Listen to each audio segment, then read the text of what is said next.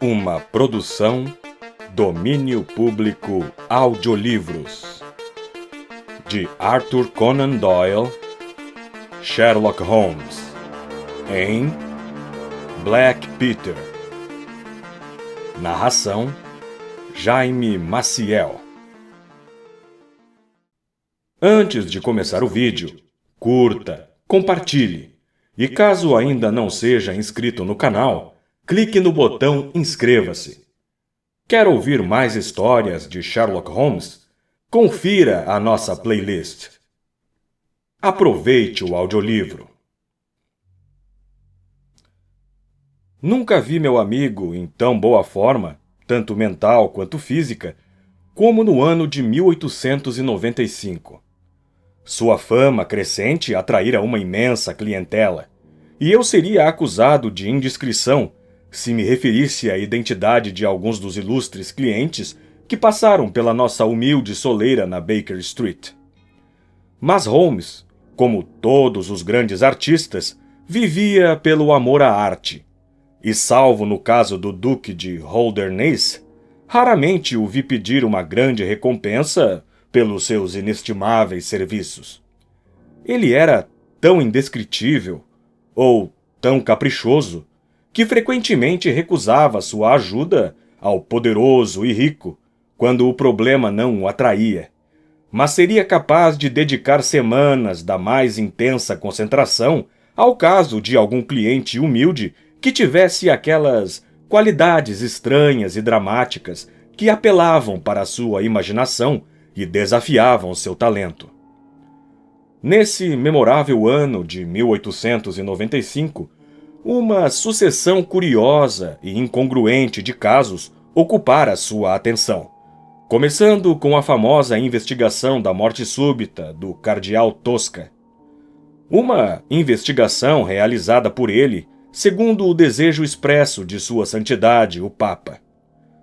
Até a prisão de Wilson, o notório treinador de canários, que eliminou uma fonte de corrupção do extremo leste de Londres.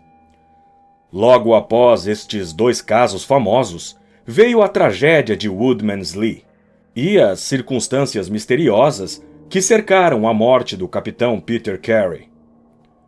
Nenhum registro dos feitos do Sr. Sherlock Holmes estaria completo se não incluísse um relato deste caso incomum. Durante a primeira semana de julho, meu amigo se ausentava com tanta frequência e por tanto tempo que eu percebi que ele estava metido em alguma coisa. O fato de que vários homens de aparência rude aparecessem durante esse período, perguntando pelo capitão Basil, me fez compreender que Holmes estava trabalhando em algum lugar usando um dos seus numerosos disfarces e nomes com os quais ocultava sua identidade. Ele tinha pelo menos 5 pequenos refúgios em áreas diferentes de Londres, nos quais podia mudar de personalidade. Ele não me falou nada a respeito desse negócio, e eu não tinha o costume de forçar uma confidência. O primeiro sinal positivo que ele me deu do rumo que sua investigação estava tomando foi algo extraordinário. Holmes saíra antes do café da manhã, e eu havia me sentado para tomar o meu, quando ele entrou apressado na sala, com o chapéu na cabeça e uma lança enfiada como um guarda-chuva debaixo do braço. "Meu Deus, Holmes!" exclamei. "Você não vai me dizer que estava andando aí por Londres com essa coisa?" "Fui até o açougue e voltei." "O açougue?" "E voltei com muito apetite. Não se pode duvidar, meu caro Watson, do valor do exercício antes do café da manhã. Mas posso apostar que você não vai adivinhar que tipo de exercício eu fiz." "Eu nem vou tentar." Holmes deu uma risadinha enquanto se servia de café. "Se você tivesse observado os fundos da loja de Allardyce, teria visto um porco morto pendurado em um gancho preso no teto, e um cavalheiro em mangas de camisa perfurando-o furiosamente com esta arma. Eu era essa pessoa vigorosa, e fiquei satisfeito por constatar que, sem usar a minha força, eu consigo transpassar o porco com um só golpe. Será que você gostaria de tentar? De jeito nenhum. Mas por que estava fazendo isso? Porque eu achava que tinha uma ligação indireta com o mistério de Woodmanslee.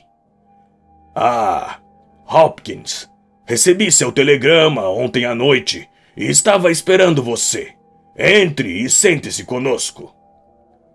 Nosso visitante era um homem extremamente atento, de 30 anos, vestido com um discreto terno de tweed, mas que conservava a postura ereta de alguém acostumado a usar uniforme. Eu reconheci logo Stanley Hopkins, um jovem inspetor de polícia, em cujo futuro Holmes tinha grandes esperanças, enquanto ele, por sua vez, demonstrava a admiração e o respeito de um aluno pelos métodos científicos do famoso amador. O rosto de Hopkins estava com uma expressão sombria, e ele se sentou com um ar de profundo desânimo. Não, obrigado, senhor. Eu tomei café antes de vir para cá. Passei a noite na cidade porque vim ontem para fazer um relato. E o que você tinha para relatar? Um fracasso, senhor. Um fracasso completo. Não fez nenhum progresso? Nenhum. Meu Deus! Preciso examinar este assunto. Gostaria que fizesse isso, Sr. Holmes. É a minha primeira grande oportunidade e eu não sei o que fazer. Pelo amor de Deus, venha me dar uma ajuda. Bem. Acontece que eu já li todos os depoimentos disponíveis, inclusive o relatório da investigação com certo cuidado. Por falar nisso, o que acha daquela bolsa para tabaco encontrada no local do crime? Não há nenhuma pista ali? Hopkins pareceu surpreso. A bolsa era do próprio homem. Suas iniciais estavam do lado de dentro. E era de pele de foca. E ele era um velho caçador de focas. Mas ele não tinha cachimbo? Não, senhor. Não encontramos nenhum cachimbo. Na verdade, ele fumava muito pouco e, mesmo assim, ele podia guardar um pouco de fumo para os seus amigos. Sem dúvida. Eu só mencionei isso porque, se eu estivesse lidando com o caso, usaria isso como ponto de partida da minha investigação.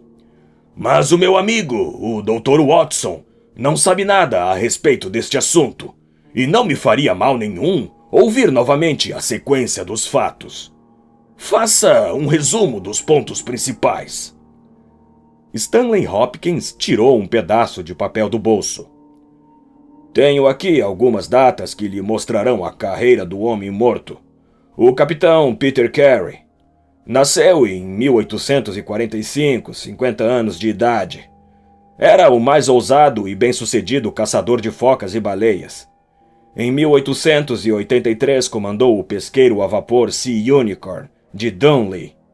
Fez então várias viagens sucessivas com êxito e no ano seguinte, 1884, se aposentou. Depois disso, viajou durante alguns anos e finalmente comprou uma pequena propriedade chamada Woodmanslee, perto de Forest Row, no Sussex. Viveu ali durante 6 anos e lá morreu há uma semana. Havia alguns detalhes muito estranhos sobre o homem. Na sua vida comum era um puritano convicto, um sujeito silencioso e sombrio. Ele morava com a esposa, sua filha de 20 anos e 2 criadas. Estas 2 eram trocadas constantemente, porque a situação não era muito animadora e às vezes ficava insustentável. O homem estava permanentemente bêbado, e quando lhe subia a cabeça, era um perfeito demônio. Sabia-se que levava a esposa e a filha para fora de casa no meio da noite e as açoitava no parque, até que a vila inteira fosse despertada pelos gritos delas. Uma vez foi intimado por causa de uma tentativa feroz de agressão contra o velho vigário, que fora visitá-lo para queixar-se de sua conduta. Em suma, Sr. Holmes, teria de procurar muito para encontrar um homem mais perigoso que Peter Carey. E ouvi dizer que agia da mesma maneira quando comandava seu navio. Era conhecido pelo apelido de Black Peter, e recebeu o nome não só por causa de sua tez morena e a cor de sua barba imensa, mas também por suas extravagâncias, que eram o terror de todos à sua volta. Não preciso dizer que era detestado e evitado por todos os vizinhos, e que não ouvi uma só palavra de pesar sobre seu fim terrível. Deve ter lido no relatório do inquérito sobre a cabine do homem, Sr. Holmes, mas talvez seu amigo não saiba disso. Ele mesmo construiu uma casinha de madeira, sempre a chamou de cabine, a algumas centenas de metros de sua casa, e era ali que dormia todas as noites. Era uma cabana pequena de um único cômodo de 5 metros por 3. Guardava a chave no bolso, fazia sua própria cama. Ele mesmo a limpava e não permitia que outros pés atravessassem a soleira. Ela tem janelas pequenas de cada lado, cobertas por cortinas e que nunca são abertas. Uma dessas janelas dava para a estrada principal, e quando havia luz ali à noite, as pessoas a apontavam para os outros e ficavam imaginando o que Black Peter estaria fazendo. Esta é a janela, Sr. Holmes, que nos deu um dos poucos fragmentos de evidência que apareceram no inquérito. O senhor lembra que um pedreiro chamado Slater, que vinha a pé de Forest Row por volta de 1 hora, 2 dias antes do assassinato, parou ao passar por perto e olhou para o quadrado de luz que ainda brilhava por entre as árvores. Ele jura que a sombra da cabeça de um homem de perfil era claramente visível na cortina, e que esta sombra com certeza não era a de Peter Carey, que ele conhecia bem. Era a de um homem com barba, mas essa barba era curta e eriçada para a frente, de um modo diferente da do capitão. É o que ele diz, mas tinha ficado durante 2 horas no bar e a uma certa distância entre a estrada e a janela. Além disso, isto se refere à segunda-feira, e o crime foi cometido na quarta. Na terça, Peter Carey estava num dos seus piores humores, inflamado pela bebida e tão selvagem quanto uma perigosa besta danada. Ficou perambulando pela casa e as mulheres corriam quando o ouviam chegar. Tarde da noite, foi para sua própria cabana. Por volta das 2 horas, sua filha, que dormia com a janela aberta, ouviu um grito de pavor vindo daquela direção, mas não era raro ele rosnar e gritar quando estava bêbado, de modo que ela não tomou conhecimento. Ao se levantar às 7 horas, uma das criadas notou que a porta da cabana estava aberta, mas era tão grande o terror que o homem inspirava que só ao meio-dia alguém se arriscaria a ver o que acontecera com ele. Espreitando pela porta aberta, tiveram uma visão que as fez vir correndo, com os rostos pálidos para a vila. Em 1 hora, eu estava no local e já assumia o comando do caso. Ora, tenho nervos resistentes, como sabe, Sr. Holmes, mas dou-lhe minha palavra que senti um arrepio quando enfiei a cabeça dentro daquela casinha. Estava zumbindo como um harmônico com as moscas e varejeiras. O chão e as paredes pareciam um matadouro. Ele a chamava de cabine, e era uma cabine com certeza, pois a gente podia pensar que estava num barco. Havia um beliche de cada lado, um baú de marinheiro, mapas e cartas marítimas, um retrato do Sea Unicorn, uma fila de diários de bordo numa prateleira, tudo exatamente como se esperaria que fosse a cabine de um capitão. E ali, no meio do quarto, estava o próprio homem. Seu rosto crispado como uma alma perdida, atormentada, e sua grande barba raiada, voltada para cima em sua agonia. Um arpão de aço fora enfiado no seu peito largo e penetrara fundo na madeira da parede atrás dele. Ele estava pregado como um inseto num cartão. É claro que estava morto, e desde o instante em que dera o último grito de agonia. Conheço seus métodos, senhor, e o apliquei.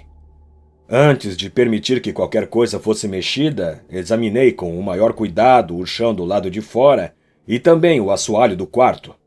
Não havia pegadas. Quer dizer que não viu nenhuma? Garanto-lhe, senhor, que não havia nenhuma. Meu bom Hopkins, já investiguei muitos crimes, mas ainda não vi nenhum cometido por uma criatura voadora. Desde que o criminoso tenha duas pernas, tem de haver alguma marca, alguma esfoladura, alguma modificação insignificante que pode ser detectada por um pesquisador científico. É inacreditável que esse aposento, salpicado de sangue, não contivesse vestígios que pudessem nos ajudar. Contudo, percebi pelo inquérito que havia certos objetos que deixou de inspecionar. O jovem inspetor encolheu-se ao ouvir os comentários irônicos do meu amigo. Fui um tolo em não chamá-lo naquela ocasião, Sr. Holmes. Mas isso são águas passadas. Sim, havia vários objetos no quarto que exigiam atenção especial. Um era o arpão com que o crime foi cometido. Fora retirado de uma estante na parede. 2 outros permaneceram lá e havia um lugar vago para o terceiro. No cabo estava gravado SSC Unicorn, Dundee. Isso parece indicar que o crime foi cometido num momento de fúria e que o assassino pegou a primeira arma que encontrou à mão. O fato de o crime ter sido cometido às 2 horas e de Peter Carey ainda estar completamente vestido sugere que ele tinha um encontro com o assassino, o que é confirmado pelo fato de que uma garrafa de rum e 2 copos usados estavam em cima da mesa. Sim, disse Holmes. Creio que as 2 deduções são admiráveis.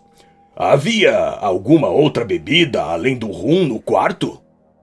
Sim, havia um cântaro contendo brandy e uísque na arca.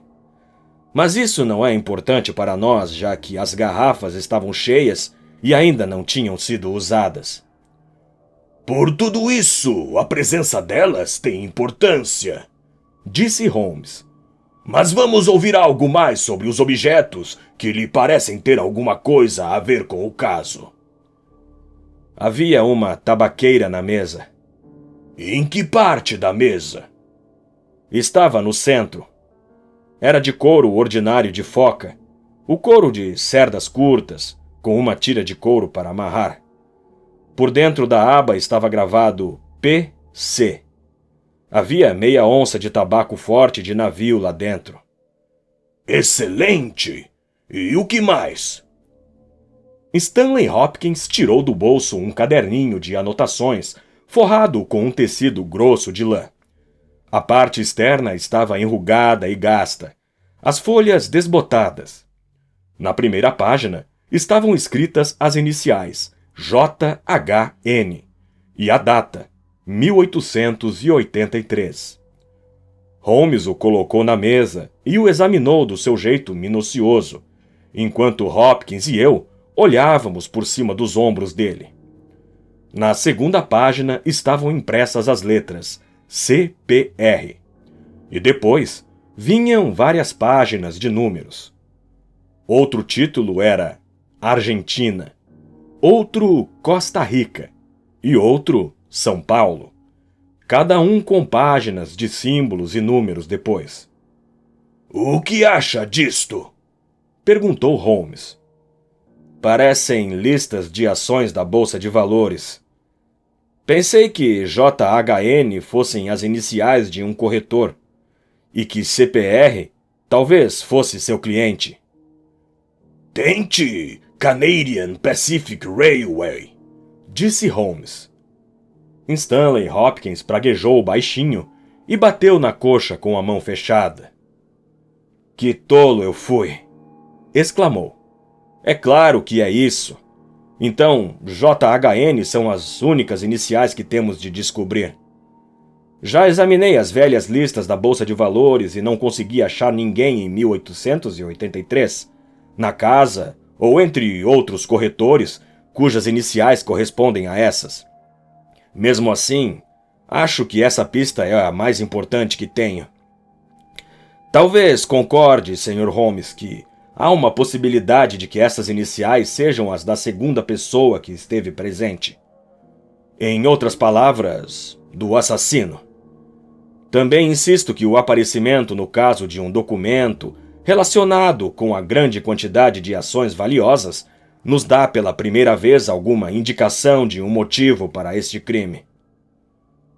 O rosto de Sherlock Holmes mostrava que ele fora apanhado de surpresa por este novo fato. Devo admitir os 2 pontos, disse. Confesso que este caderninho de anotações, que não apareceu no inquérito, modifica qualquer opinião que eu tenha formado. Eu havia elaborado uma teoria do crime, na qual não encontro lugar para isto. Tentou procurar alguns dos títulos mencionados aqui? Estão sendo feitas investigações agora nos escritórios, mas receio que os registros completos destes acionistas sul-americanos estejam na América do Sul, e que sejam necessárias algumas semanas até que possamos rastrear as ações. Holmes estivera examinando a capa do caderno com sua lente de aumento. Certamente existe aqui alguma descoloração, disse. Sim, senhor. É uma mancha de sangue. Eu lhe disse que peguei o livro do chão. A mancha de sangue estava em cima ou embaixo? No lado próximo às tábuas. O que prova, é claro, que o livro foi largado depois que o crime foi cometido. Exatamente, Sr. Holmes. Observei esse detalhe e imaginei que foi largado pelo assassino na sua fuga apressada. Estava perto da porta. Suponho que nenhum destes títulos foi encontrado entre os bens do morto. Não, senhor. Tem algum motivo para suspeitar de roubo? Não, senhor. Nada parece ter sido trocado. Este, com certeza, é um caso muito interessante. Então havia uma faca, não? Uma faca de estojo, ainda na sua bainha. Estava aos pés do morto. A senhora Carey a identificou como sendo de propriedade do marido. Holmes ficou pensando durante algum tempo. Bem, disse por fim. Acho que tenho de sair e dar uma olhada. Stanley Hopkins deu um grito de alegria. Obrigado, senhor. Na verdade, tirará um peso da minha consciência. Holmes balançou o dedo na direção do inspetor. Teria sido uma tarefa mais fácil uma semana atrás, disse. Mas mesmo agora, minha visita pode não ser totalmente infrutífera. Watson, se dispuser de tempo, ficaria muito grato pela sua companhia. Se chamar uma carruagem, Hopkins, estaremos prontos para partir para Forest Row em 15 minutos. Saltando da pequena estação à margem da estrada, percorremos alguns quilômetros em meio aos restos espalhados de bosques que haviam sido parte da grande floresta, que por muito tempo manteve os saxões invasores à distância. A impenetrável Weald. Por 60 anos, o baluarte da Inglaterra. Vastas porções dela foram desmatadas, porque este é o local das primeiras usinas siderúrgicas do país, e as árvores foram cortadas para fundir o minério. Agora, os campos mais ricos do norte absorveram o ofício, e nada, a não ser estes bosques devastados e grandes marcas na terra, mostra o trabalho do passado.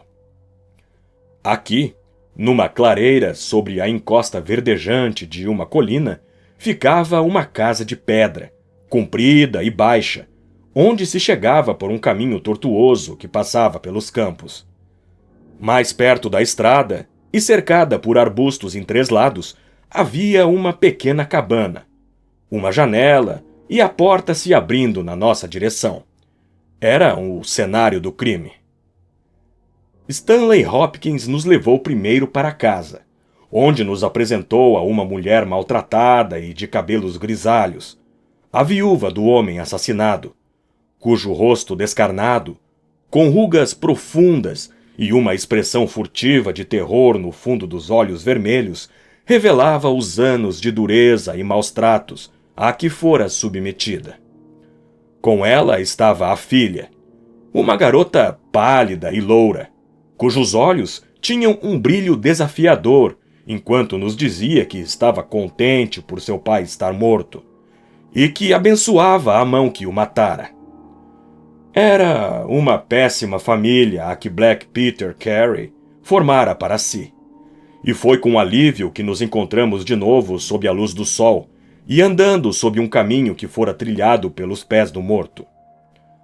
A cabana era uma moradia das mais simples, paredes de madeira, teto de telhas de ardósia, uma janela ao lado da porta e uma outra nos fundos. Stanley Hopkins tirou a chave do bolso e a colocara na fechadura, quando parou, com uma expressão atenta e surpresa no rosto. "Alguém tentou forçá-la", disse. Não havia dúvida sobre isso. A madeira estava cortada e os arranhões apareciam brancos na pintura, como se tivessem sido feitos naquele instante. Holmes estivera examinando a janela. "Alguém tentou forçar isso também. Seja quem for, não conseguiu entrar. Deve ser um ladrão muito medíocre." "Esta é uma coisa extraordinária", disse o inspetor. "Eu podia jurar que essas marcas não estavam aqui ontem à noite." "Algum curioso da vila, talvez?" sugeri. "Bastante improvável. Poucos deles ousariam entrar nesta propriedade, muito menos forçar a entrada na cabine. O que acha disso, Sr. Holmes?" "Acho que o acaso está sendo muito bom conosco." "Quer dizer que a pessoa voltará?" "É muito provável. Ele veio esperando encontrar a porta aberta. Tentou entrar com a lâmina de um pequeno canivete. Não conseguiu. O que ele faria?" "Voltaria na noite seguinte com uma ferramenta mais útil." "É o que eu diria. Será uma falha nossa se não estivermos aqui para recebê-lo. Enquanto isso, deixe-me ver o interior da cabine." As marcas da tragédia tinham sido removidas, mas a mobília dentro do pequeno aposento ainda estava como na noite do crime. Durante 2 horas, com a mais intensa concentração, Holmes examinou cada objeto, mas seu rosto mostrava que a busca não fora bem-sucedida. Apenas uma vez parou em sua investigação paciente. "Tirou alguma coisa desta prateleira, Hopkins?" Não tirei nada." "Algo foi retirado. Há menos pó neste canto da prateleira do que em qualquer outro lugar. Deveria haver um livro neste lugar. Talvez fosse uma caixa. Bem, não posso fazer mais nada. Vamos andar por estes lindos bosques, Watson, e dedicar algumas horas aos pássaros e às flores. Encontraremos o senhor mais tarde, Hopkins, e vamos ver se podemos chegar mais perto desse cavalheiro que fez esta visita noturna." Passava das 23 horas quando montamos nossa pequena emboscada. Hopkins preferia deixar a porta da cabana aberta, mas Holmes era de opinião que isso despertaria suspeitas no estranho. A fechadura era bastante simples, e era preciso apenas uma lâmina forte para puxá-la. Holmes sugeriu também que deveríamos esperar não dentro da cabana, mas do lado de fora, entre os arbustos que cresciam perto da janela dos fundos. Assim, teríamos condições de observar nosso homem se acendesse uma luz e descobrir o objetivo de sua visita noturna clandestina. Foi uma vigília longa e melancólica, e mesmo assim, Provocou um pouco da emoção que o caçador sente enquanto espreita perto do bebedouro, esperando a chegada da presa sedenta. Que criatura selvagem era aquela que nos aparecia na escuridão? Seria um feroz tigre do crime, que só poderia ser capturado se lutássemos contra garras e unhas, ou seria algum chacal esquivo, perigoso apenas para os fracos e desprotegidos? Em absoluto silêncio nos agachamos entre os arbustos, esperando pelo que viesse. No início, os passos de alguns aldeãos retardatários ou o som de vozes provenientes da vila aliviaram nossa vigília. Mas, uma a uma, essas interrupções desapareceram ao longe e uma quietude absoluta nos envolveu, quebrada apenas pelo toque dos sinos da igreja distante, que indicava o avanço da noite, e pelo farfalhar de uma chuva fina caindo nas folhagens que nos cobriam. Já passava de 2:30 da manhã, e era a hora mais escura antes do raiar do dia, quando nos sobressaltamos com um clique baixo, mas agudo, vindo da direção do portão. Alguém tinha entrado pelo caminho. De novo houve um silêncio longo, e eu começara a pensar que fora um alarme falso, quando ouvimos um passo furtivo do outro lado da cabana, e logo depois, um arranhão e um tinido metálico. O homem tentava forçar a porta. Desta vez, sua habilidade era maior, ou sua ferramenta melhor, pois houve um súbito estalido e o rangido de dobradiças. Depois um fósforo foi aceso, e logo em seguida a luz fraca de uma vela encheu o interior da cabana.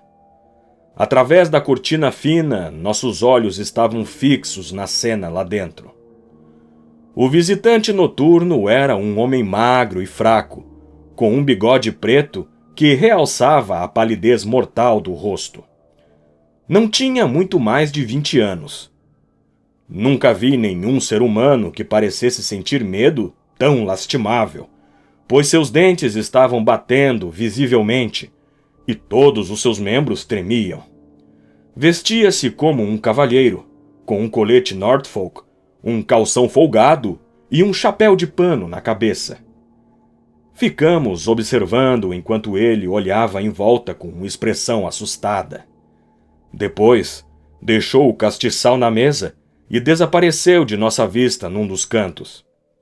Voltou com um livro grande, um dos diários de bordo que formavam uma fila na prateleira. Pôs o livro na mesa e virou rapidamente as folhas, até que chegou ao que procurava.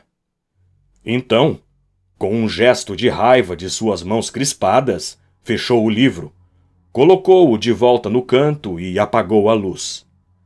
Mal havia se virado para sair da cabana, quando a mão de Hopkins agarrou o colarinho do sujeito, e ouvi seu arquejo alto de terror ao compreender que fora apanhado. A vela foi acesa de novo, e lá estava nosso infeliz prisioneiro, tremendo e encolhido na mão do detetive. Ele se sentou na arca e olhou indefeso para cada um de nós. "Agora, meu camarada", disse Stanley Hopkins, "quem é você e o que quer aqui?" O homem endireitou-se e nos encarou com um esforço de autocontrole. "São detetives, eu suponho", disse. "Imaginam que estou ligado à morte do capitão Peter Carey. Eu lhes garanto que sou inocente."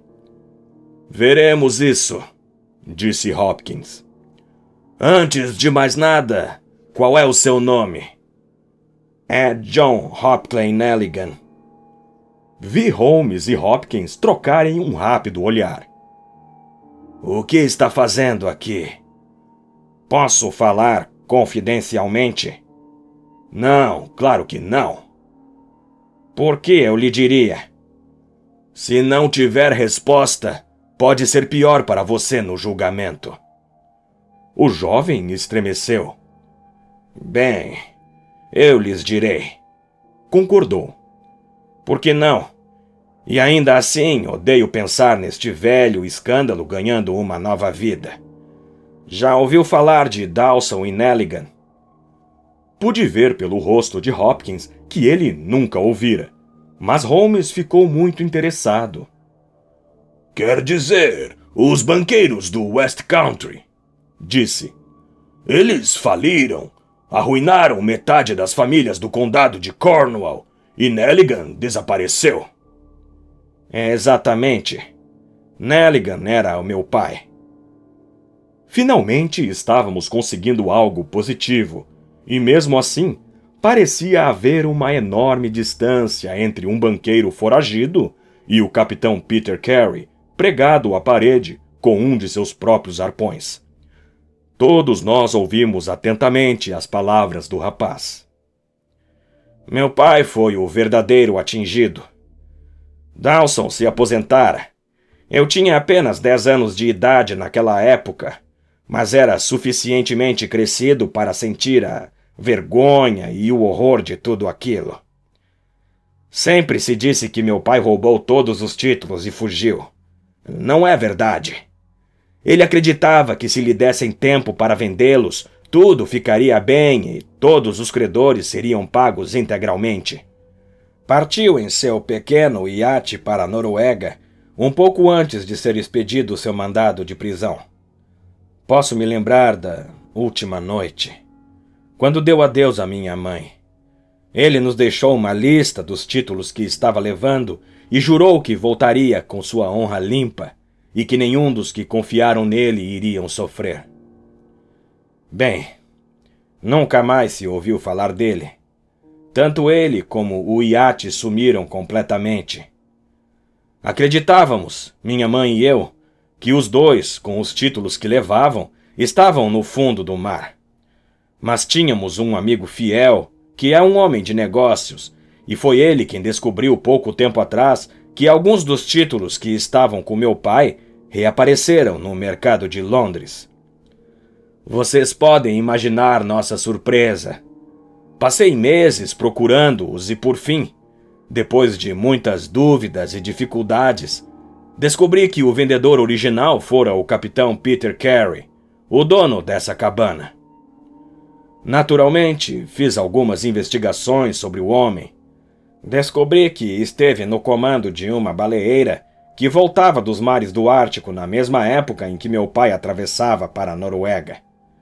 O outono daquele ano foi tempestuoso e houve uma longa sucessão de ventos fortes ao sul. O iate de meu pai pode muito bem ter sido empurrado para o norte pelos ventos e de lá ter sido encontrado pelo barco do capitão Peter Carey. Se foi assim, o que aconteceu com meu pai?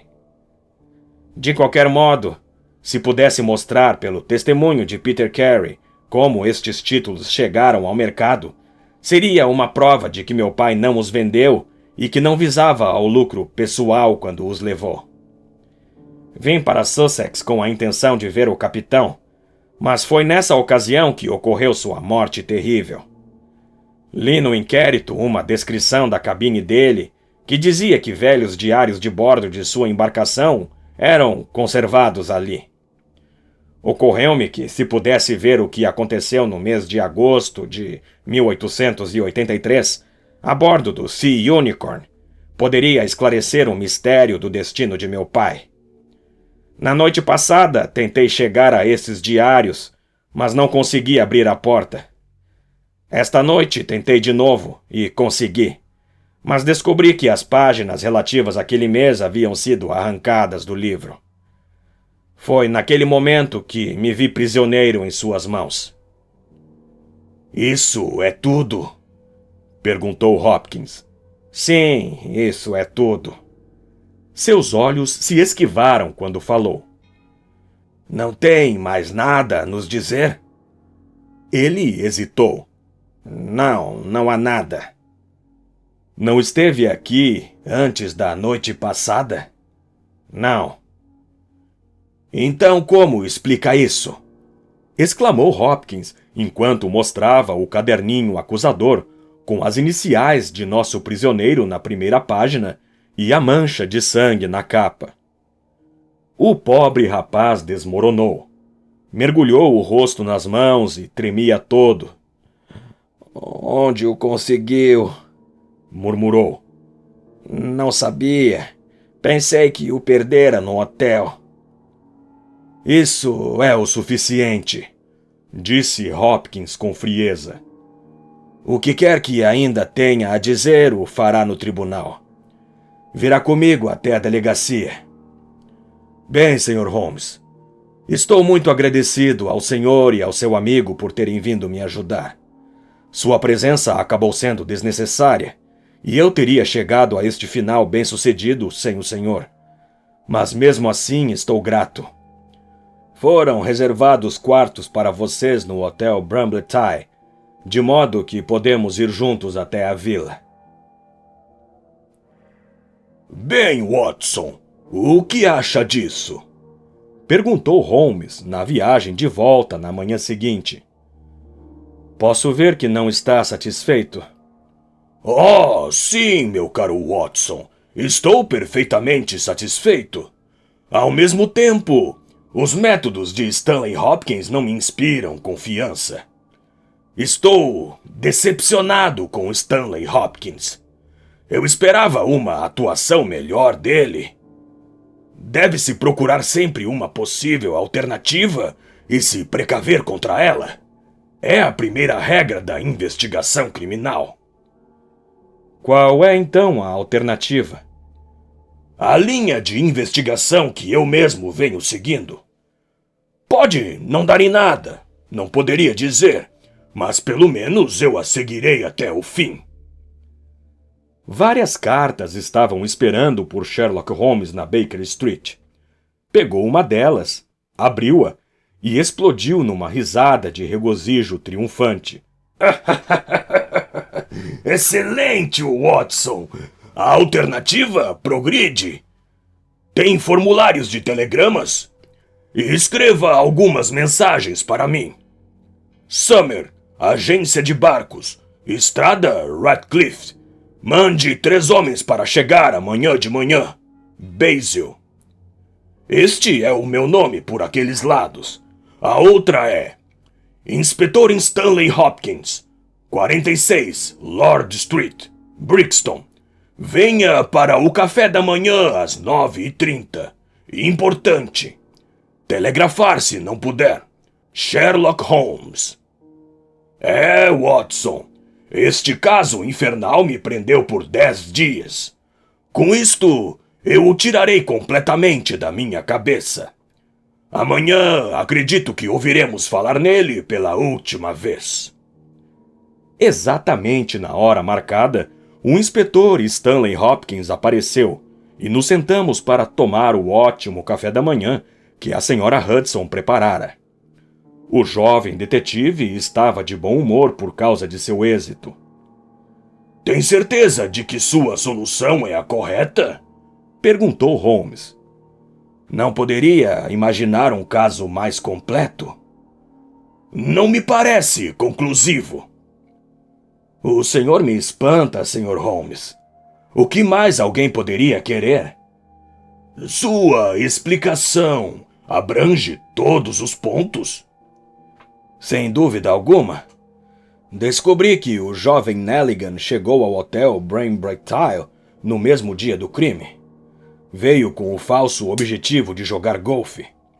Seu quarto era no primeiro andar e podia sair quando quisesse. Naquela noite foi a Woodman's Lee, viu Peter Carey na cabana, discutiu com ele e o matou com um arpão.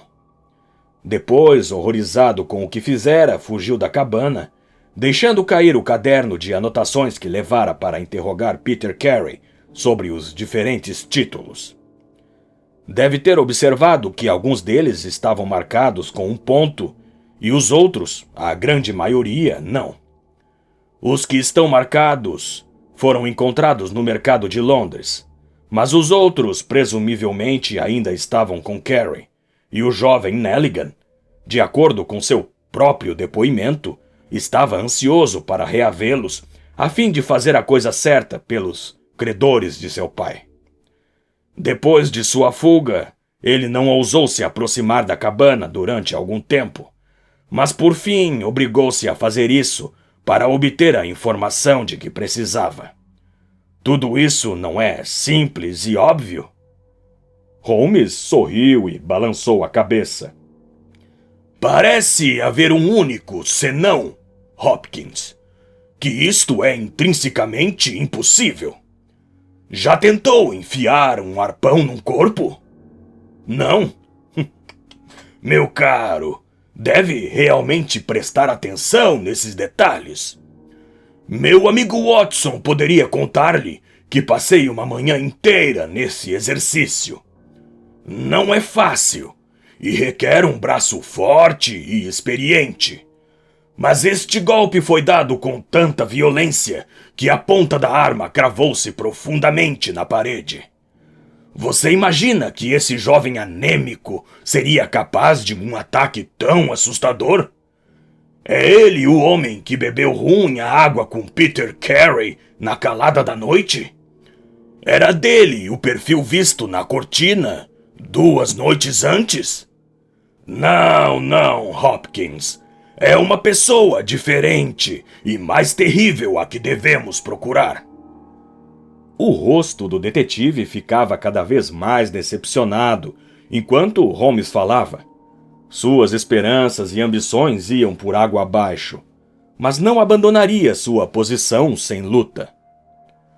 Não pode negar que Nelligan estava presente naquela noite, Sr. Holmes. O livro provará isso.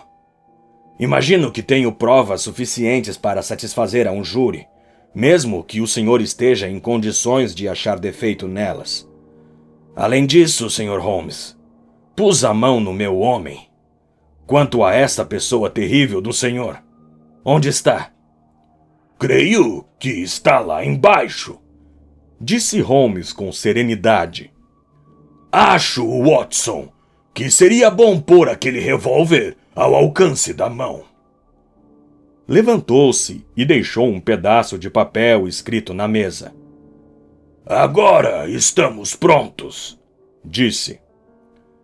Ouvimos uma conversa em vozes grosseiras do lado de fora, e agora a senhora Hudson abria a porta para dizer que havia 3 homens perguntando pelo capitão Basil. Deixe-os entrar, um por um, disse Holmes. O primeiro que entrou era um homem pequeno, um estupendo Ribston, com as bochechas rosadas e suíças de uma penugem branca. Holmes tirara uma carta do bolso. Qual é o seu nome? James Lancaster. Desculpe-me, Lancaster, mas o lugar está ocupado.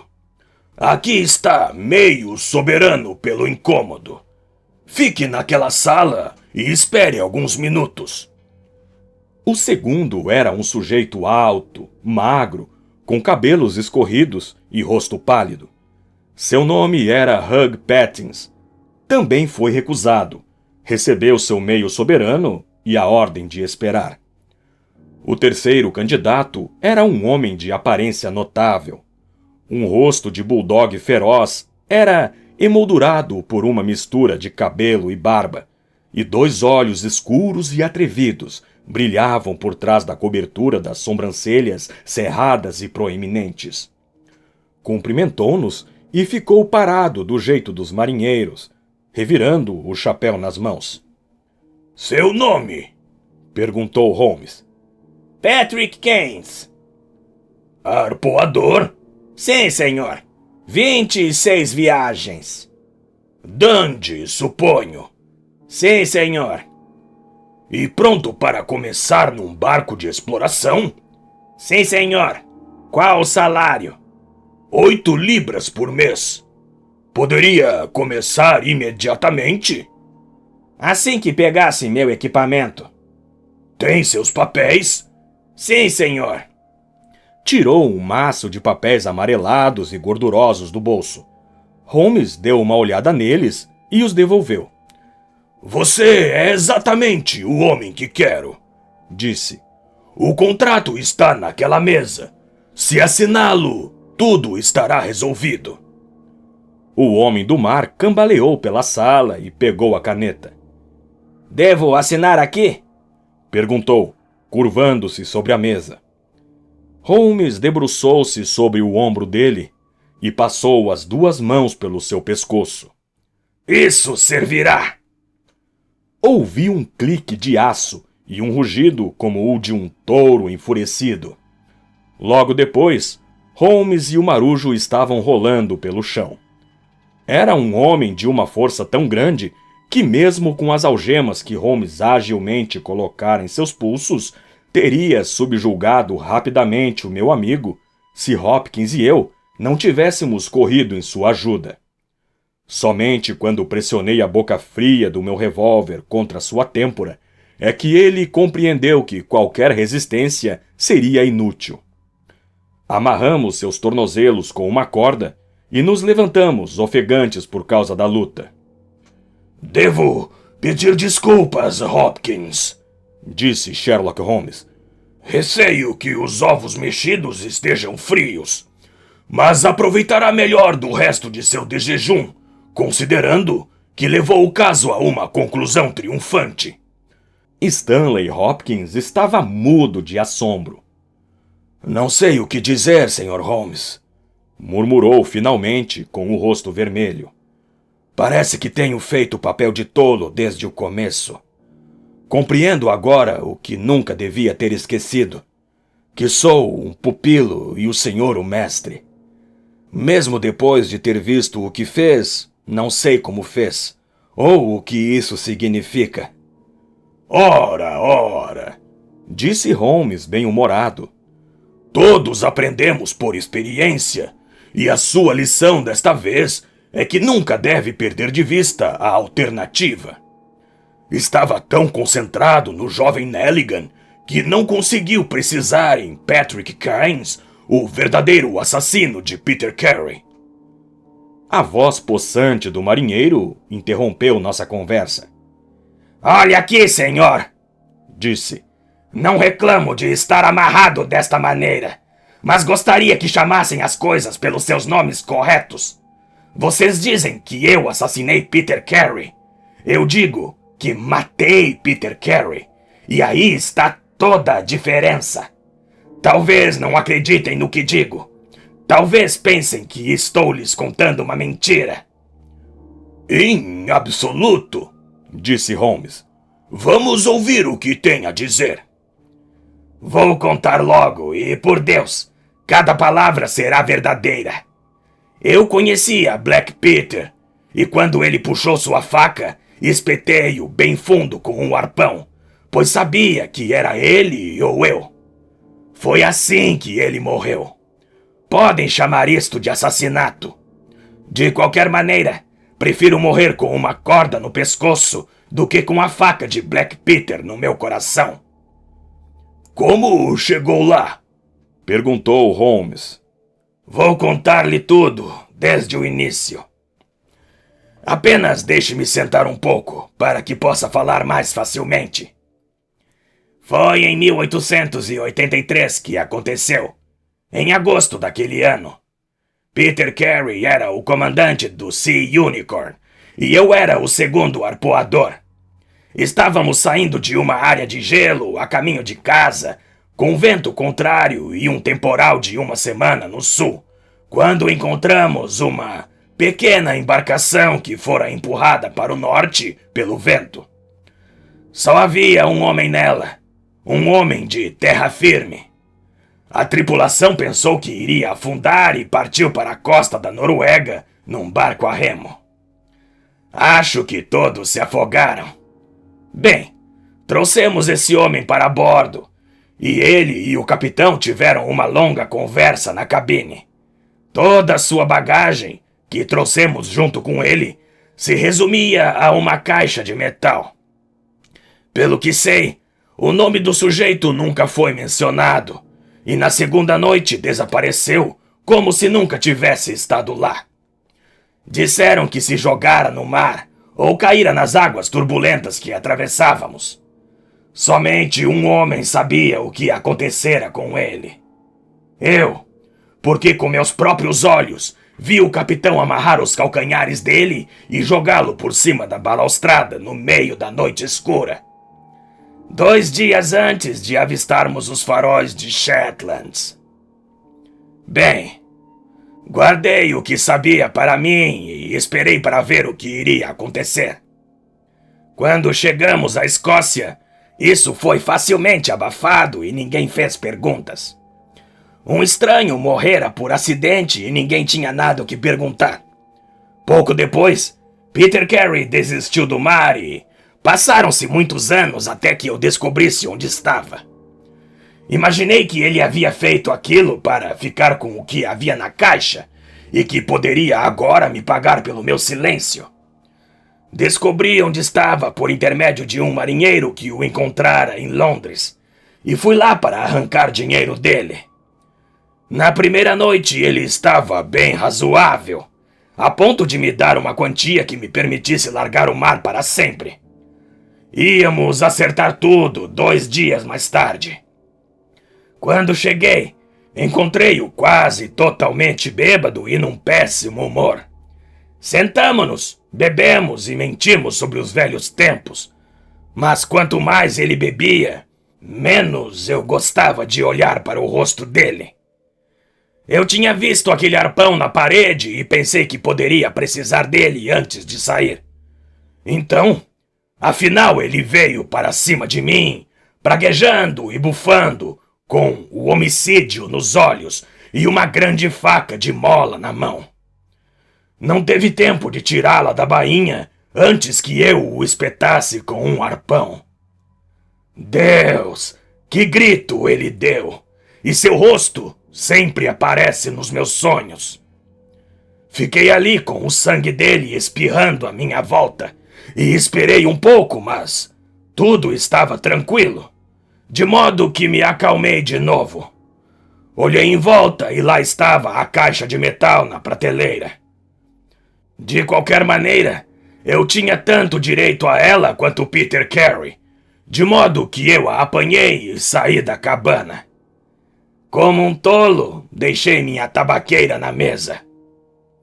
Agora vou lhes contar a parte mais interessante de toda a história. Mal havia saído da cabana quando escutei alguém se aproximando e me escondi entre os arbustos. Um homem chegou sorrateiramente, entrou na casinha, deu um grito como se tivesse visto um fantasma e se afastou o mais depressa que pôde, até que o perdi de vista. Quem ele era ou o que ele queria eu não posso dizer. De minha parte, andei mais de 10 quilômetros, peguei um trem em Tunbridge Wells e assim cheguei a Londres, sem saber de mais nada.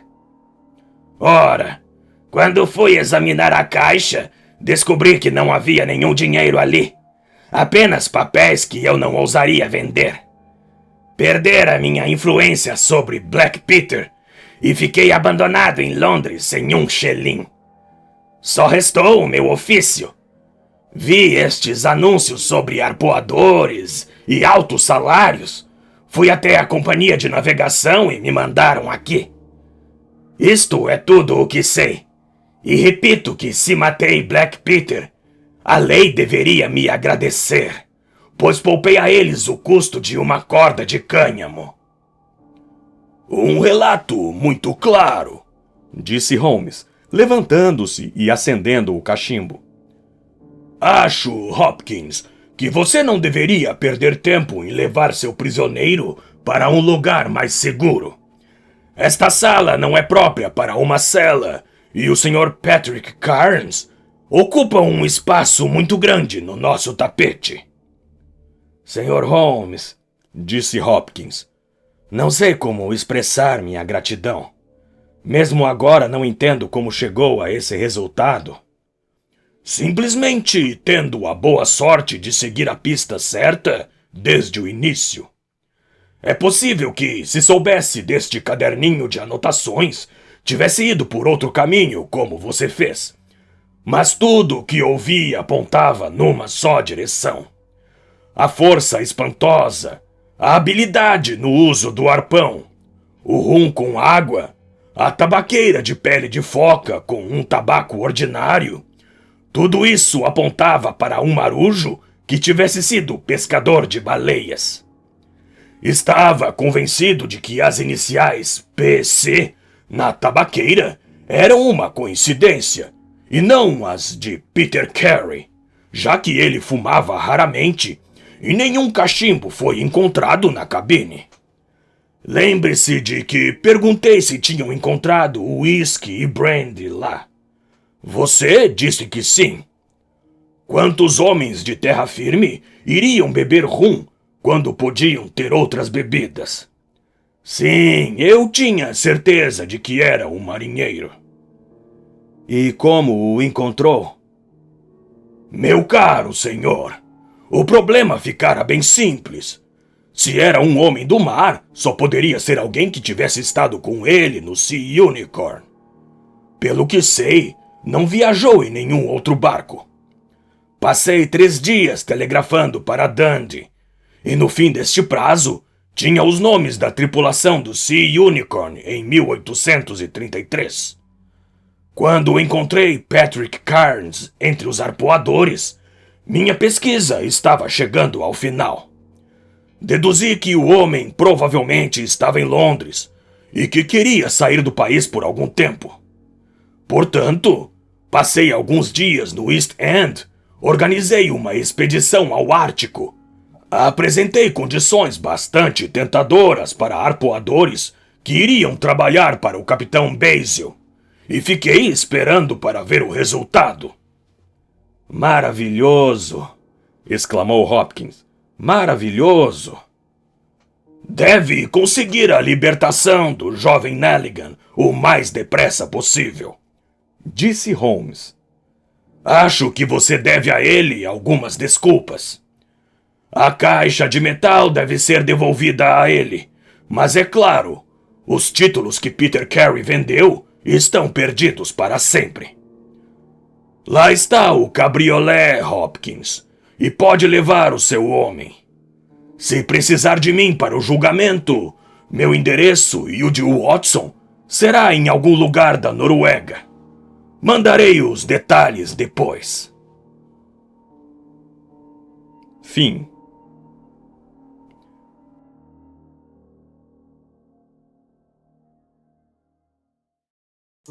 Você já pensou em se tornar membro do canal?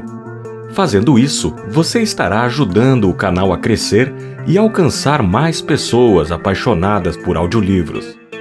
Outra forma de contribuir é clicando no botão Valeu, abaixo deste vídeo. Você pode nos ajudar com qualquer valor e contribuir diretamente para a melhoria do canal. Cada doação é extremamente valiosa e nos ajuda a investir em equipamentos melhores, produzir mais conteúdo e continuar trazendo audiolivros de qualidade para você. Não deixe de visitar nosso website dominiopublicoaudiolivros.com.br para ficar por dentro das novidades do canal. Siga-nos também no Instagram e Facebook para conteúdo exclusivo. Obrigado pela sua audiência. Nos vemos no próximo vídeo, aqui no canal Domínio Público Audiolivros.